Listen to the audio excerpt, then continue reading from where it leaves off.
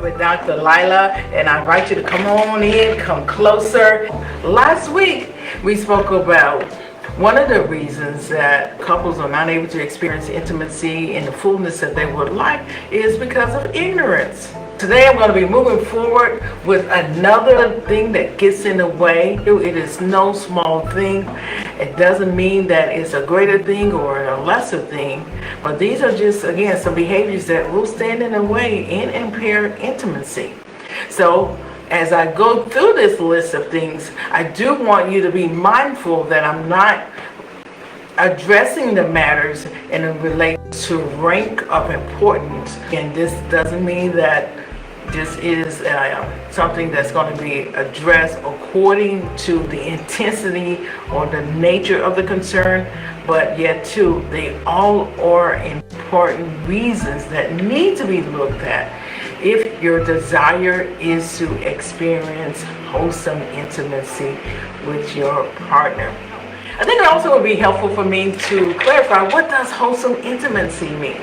Wholesome intimacy means experiencing sexual intimacy from a holistic perspective, one that engages the highest part of your existence, one that engages not just your body, but one where you're able to show up well physically, mentally, i.e. emotionally, as well as spiritually.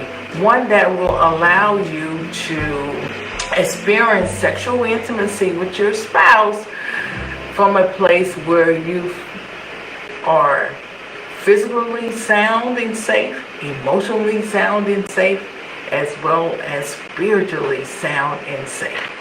So, with that being stated, let's go to the second thing that gets in the way of experiencing intimacy to the fullness, a way that where both you and your mate could fully enjoy sex.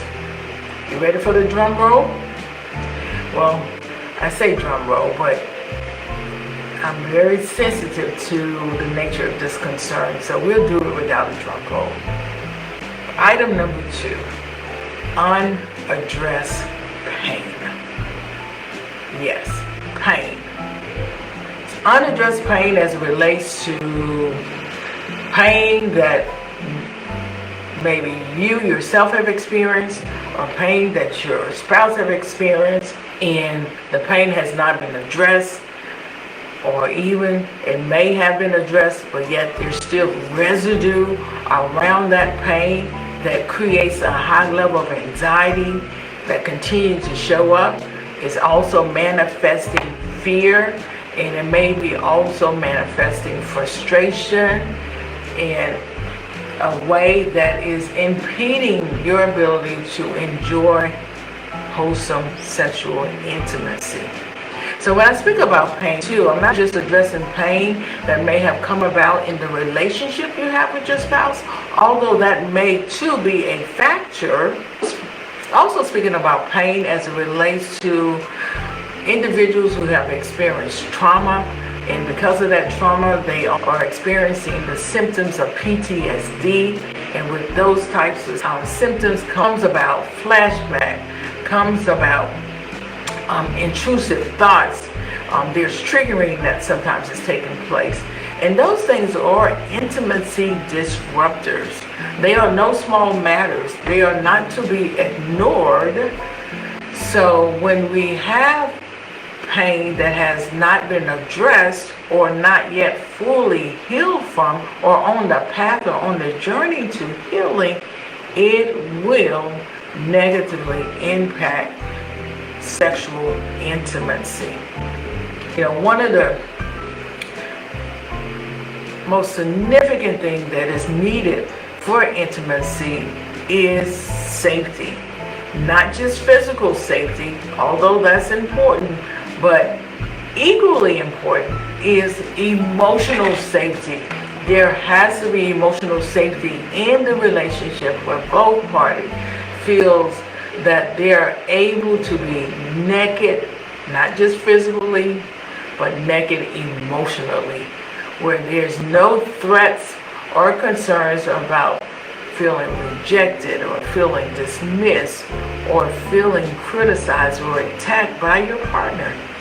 That's one side of emotional pain. But the other side of emotional pain could also be if there's anything that's in the relationship that has caused harm through betrayal, through infidelity, or through hurt that has not been resolved. Those things will also stand in the way of you being able to experience intimacy. And I will also say, for those who are believers, in order to experience this wholesome intimacy, there has to be a reconciling of your spiritual beliefs with that of your sexual beliefs. Through what lens do you see sexual intimacy? Are you able to embrace your sexuality where there is freedom in your relationship with your spouse? If you've not been able to reconcile your spiritual beliefs with your sexual beliefs, there you also may experience a disconnect in your relationship with your spouse when you're looking to engage sexually.